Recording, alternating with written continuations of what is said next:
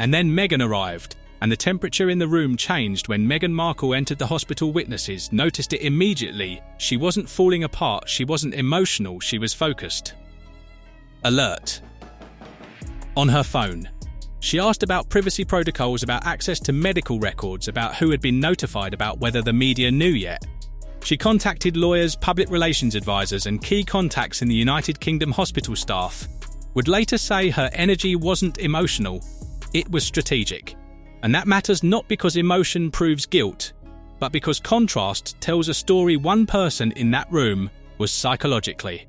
Unraveling the other was managing information flow, whatever conversations had happened before December 2nd, whatever Harry may or may not have known by that night. One thing was undeniable: they were no longer standing on the same version of the truth.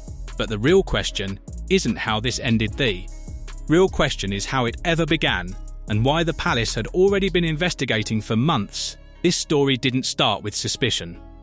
It started with paperwork. In April 2025, officials at Buckingham Palace initiated a routine legal review of succession records. This wasn't dramatic, this was standard. Boring even. The kind of administrative maintenance monarchies run on until something didn't line up. Archie's birth certificate was legally valid, but oddly constructed. Small inconsistencies. Minor deviations from protocol.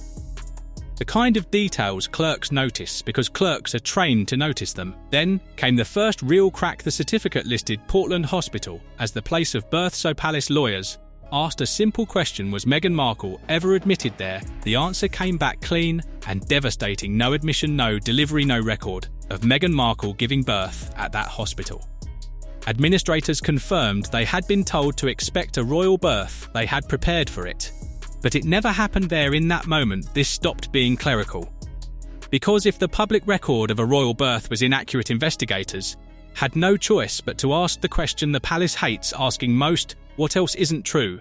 That question opened a door, and through that door came a tip no one could ignore. And this is where it all turns devastating. In June, palace legal teams received an anonymous submission through a secure legal channel. It wasn't vague, it wasn't gossip. It came from a former employee of a Los Angeles fertility clinic. The claim was blunt. Witnesses say his breathing went fast and shallow, almost mechanical. His words stopped forming full sentences. His thoughts no longer followed a straight line. This is what shock looks like when it's real. Harry wasn't reacting to a rumour, he wasn't spiralling over social media noise. He was realising all at once that the palace may be preparing to tell the world something about his own child that he himself had never been told. He kept saying it couldn't be true, kept insisting the science had to be. Ron kept holding on to the idea that love might somehow override genetics. But truth delivered without warning doesn't ask permission. It just arrives within minutes. Harry couldn't stand. His chest tightened, his vision blurred, and then he collapsed. Not figuratively, physically. On the floor of his Montecito home, the same man who had survived combat tours in Afghanistan was suddenly unable to breathe under the weight of a sentence he could not escape. "You are not his biological father." What followed wasn't a palace response. It was an emergency response. Just before 11 p.m. Pacific Time, emergency services were called. Paramedics arrived within minutes. They didn't find a man arguing. They didn't find a man demanding answers. They found a man unravelling. Harry was hyperventilating, disoriented, clutching his chest. He was treated on site, but it quickly became clear this wasn't something that could be calmed in a living room. He was transported to Santa Barbara Cottage Hospital under what medical staff later described as a psychological crisis with potential cardiac involvement. And inside that hospital room, stripped of titles, stripped of control, Harry did something that reportedly shook even hardened professionals. He repeated the same sentence again and again. "I am his father, I know. I am his father. I held him, I raised him." Doctors would later say this wasn't denial. It was grief colliding with reality at full speed. Harry wasn't fighting biology. He was clinging to identity. Because when you take biological fatherhood away from a man who built his sense of purpose around family, you don't just remove a fact, you remove the ground beneath his feet. At exactly 6:23 a.m. Greenwich Mean Time, according to sources inside palace walls, Buckingham Palace issued a sentence so short it barely registered at first. Just 12 words not released publicly, not announced with ceremony. Because according to insiders, the matter was still under active investigation, but those 12 words did something explosive. They detonated a marriage, collapsed a man, and quietly erased a child from the British line of succession. The statement was blunt: Prince Harry is not the biological father of Archie Harrison Mountbatten Windsor. No emotional cushioning, no apology, no ongoing discussions, just an just law, just. Consequence: 3 independent laboratories court-authorised testing, no biological connection. End of debate. By the time most people were pouring their first cup of coffee, a constitutional earthquake had already taken place, and before the day was over, Harry would be on the floor of his California home, gasping for air, repeating one sentence over and over like a prayer he thought might undo science: I am his father. But biology doesn't bend for belief, and neither does the Crown. To understand why the palace moved this fast and this hard, you have to understand what that statement really was and what it wasn't. This was not tabloid noise, this wasn't gossip slipped to friendly reporters. This was a formal constitutional investigation. Every word was reviewed by constitutional lawyers, vetted by legal experts, and approved at the highest levels of government. This wasn't about feelings. It wasn't about image control, it was about succession law. Under British law, you don't enter the line of succession because someone raises you, you enter because you are biologically descended from the royal bloodline. And the palace said, without hesitation, that Archie was not, which means one thing. Somewhere along the line, a child had been presented to the world as eligible for the throne. When he wasn't, that's not awkward. That's not embarrassing, that's potential fraud against the Crown. According to insiders in the Sussex Circle, it was 10:23 p.m. when Prince Harry opened his phone in Montecito, California. He was getting ready for bed when the news reached him. And according to multiple sources, his first reaction wasn't panic, it was disbelief. He thought it was fake, a hoax. So he did what anyone in his position would do. He called his lawyers in the UK, and when they confirmed it was real, when they told him the palace had begun an investigation questioning his biological connection to his son Harry, reportedly said just 2 words: impossible, insane, but the body knows when truth lands even before the mind accepts it. His breathing shifted. His speech fractured, his sense of reality began to slide. And standing there trying to explain was Meghan Markle. According to witnesses, she spoke about reasons and complexities. That was the moment Harry looked at her, and everything broke. By the time his second phone call ended, his body had already turned against him. There was no screaming, no smashed furniture, no dramatic outburst, just something far quieter and far more dangerous. The claim was specific. Meghan Markle and Prince Harry used donor sperm to conceive. Archie dates were listed, clinic names were named, procedures were outlined in enough detail that palace lawyers couldn't dismiss it as rumour or malice. They obtained court authority, and then they pulled the record. What they found wasn't ambiguous medical documentation, confirmed multiple IVE cycles. Meghan Markle was listed as the patient. Prince Harry provided samples that were tested but not used. Donor sperm was used in the successful embryo.